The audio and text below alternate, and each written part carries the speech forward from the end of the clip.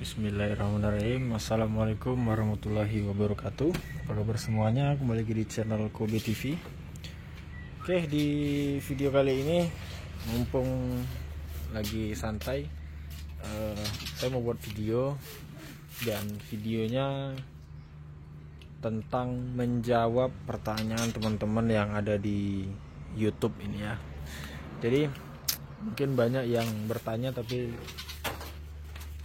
belum jelas jawabannya ataupun nggak dapat jawaban. Nah, ini langsung kita tanya. Nah, makanya teman-teman tanyalah di video yang terbaru ataupun sering nanya di video-video yang lainnya juga ya. Nanti komentar terbaru itu bakal nimbul ya, komentar lama bakal tertutup. Jadi ya mohon maaf kalau teman-teman komentarnya nggak terjawab ya. Oke, jadi ini kita akan jawab dulu satu persatu. Di sini ada pertanyaannya dari Om siapa ini, namanya susah. Nah, ini masalah sertifikat hilang ya. Sertifikat APBN-nya hilang. Itu bagaimana ngurusnya, apalagi dia di luar daerah ya.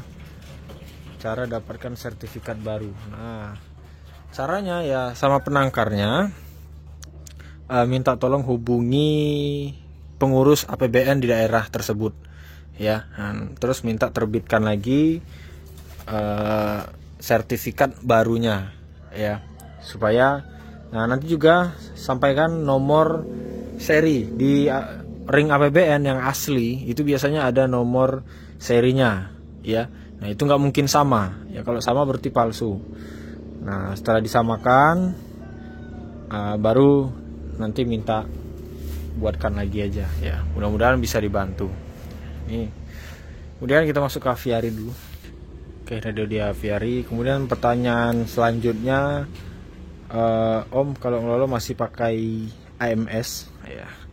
Nah, jadi sekarang ini teman-teman bisa lihat di video terbaru saya, bahwasanya saya sekarang tidak pakai AMS lagi, saya pakai jangkrik ya, jangkrik yang kecil-kecil, yang nggak kecil juga, setidaknya belum berbulu ya, yang sedang.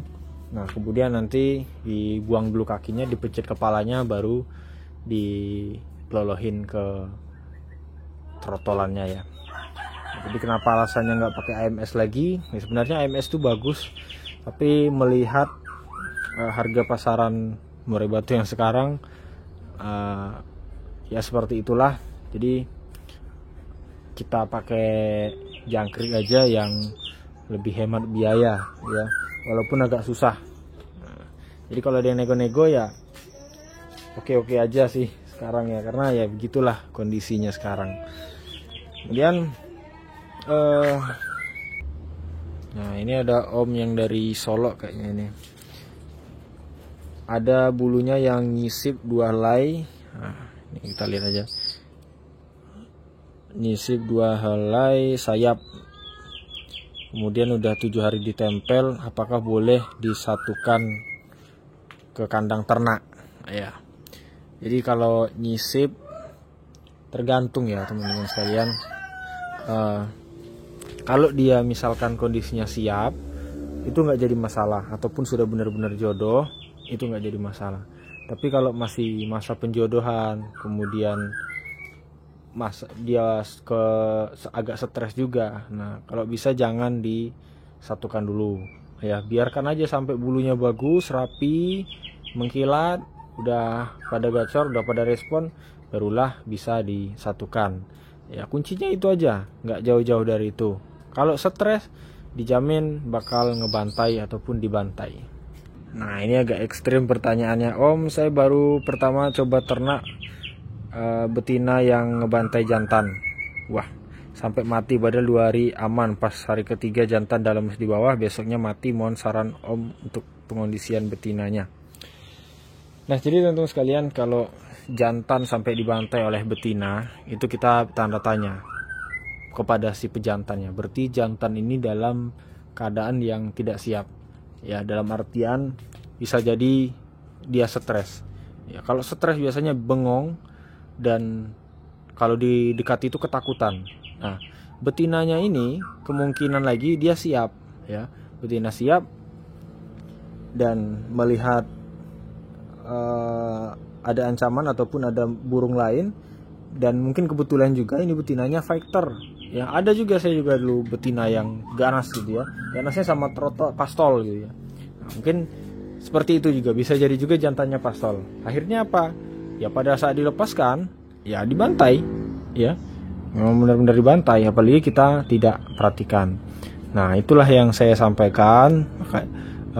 Perlu teman-teman ketahui dan perlu teman-teman tonton video penjodohan sampai habis di video ini ya. Karena kalau saya jelaskan harus lengkap ya, harus jelas seperti apa yang bisa dijodohkan, disatukan, dan seperti apa yang jangan dulu disatukan. Itu teman-teman sekalian. Nih, paling 2-3 pertanyaan lagi ya. Nih, update terus penjodohannya Bang. Ini udah 5 hari lalu ya, maaf. Nah, siap, aman. Nanti kita update penjodohannya. Itu tadi di video awal masih penjodohan ya, karena ekornya masih belum selesai. Nah, ini satu lagi. Burung murai jantan saya berlemak di bawah perut, sudah menghitam berjendol. Sudah saya terapi jemur sangat lama, masih belum ada perubahan. Solusi gimana? Bimbingannya. Iya. Jadi untuk murai batu yang lemak, teman-teman harus ketahui titik-titik lemak itu ada di bawah leher ya, dekat dada. Pas di ujung dada itu kan ada runcingnya itu. Nah, di atasnya sedikit yang agak masuk ke dalam.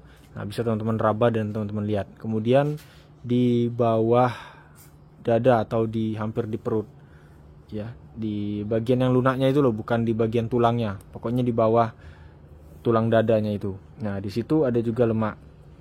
Kadang di samping-sampingnya juga ada.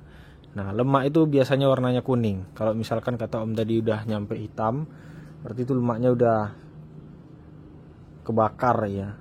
Ya, antara kebakar, antara udah makin jadi, dan bisa jadi itu bukan lemak ya. Yang takutnya itu bukan lemak, tapi malah penyakit lain ya, seperti tumor dan sebagainya. Makanya Om harus perhatiin juga itu benar-benar lemak atau enggak ya. Nah, kalau misalkan lemaknya nggak bisa hilang ya, saya punya terapi jitu yang bagus ya. Terapi jitu, terapi penghilangan lemak yang jitu ya, bagus. Yaitu dengan cara diumbar jemur, kemudian dipuasakan dulu ya. Makannya itu biasanya saya kasih di atas jam 11. Ya, kadang saya agak beranikan diri itu jam 1, tapi teman-teman harus lihat kondisi juga ya. Murai batunya sehat atau enggak? Kalau enggak sehat jangan ya. Jadi harus dilihat kondisi, wajib. Nah, saya ulang-ulang itu omongnya. Karena nanti kalau mati teman-teman atau Om yang ngasih tahu tadi komen lagi, oh malah mati digituin. Nah, saya nggak tanggung jawab ya. Karena sudah saya sampaikan harus kondisinya baik ya. Ataupun pokoknya jangan dikasih apa-apa lagi ya, kecuali fur ya. Kasih aja fur.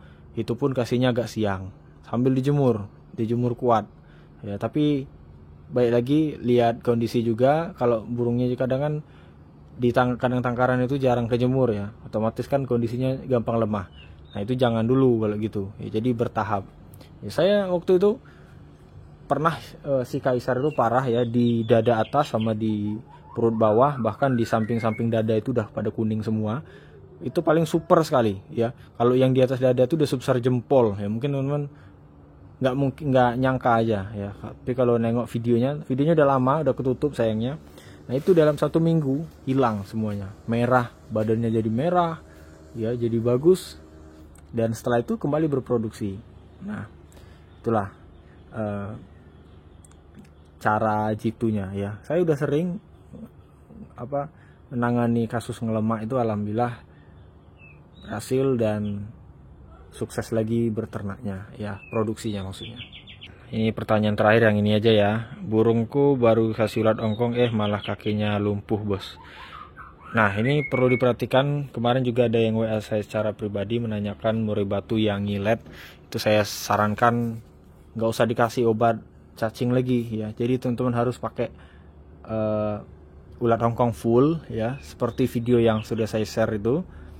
Nah, full sampai selama 7 hari ya, tergantung ya, saya nggak bisa memperkirakan berapa hari, tapi biasanya itu 7 sampai 2 minggu ya, 7 hari sampai 2 minggu. Nah, itu full ulat ongkong, dan jangan lupa dikasih vitamin seperti Ebot Fit dan juga obat seperti Super N itu setetes-tetes aja ya, nggak usah banyak-banyak kalau 3 kali sehari. Tapi kalau dicepu ya bisa 5 tetes per obatnya ya.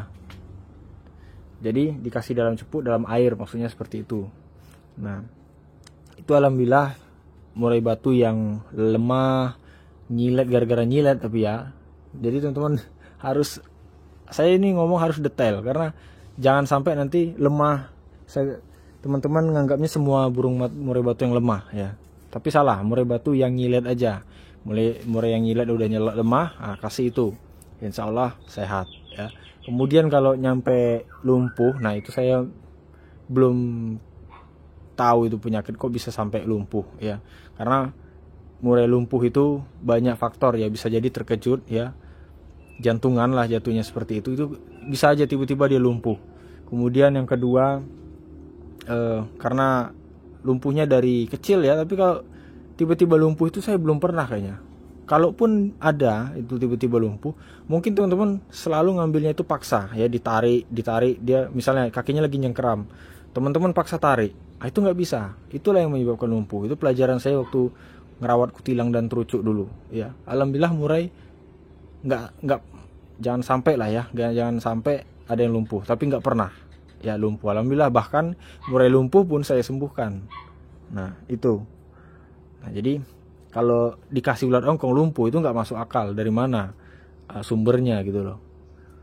Tuh, mohon dipelajari lagi. Mungkin si omnya tadi salah dalam cara pengambilan trotol, kemudian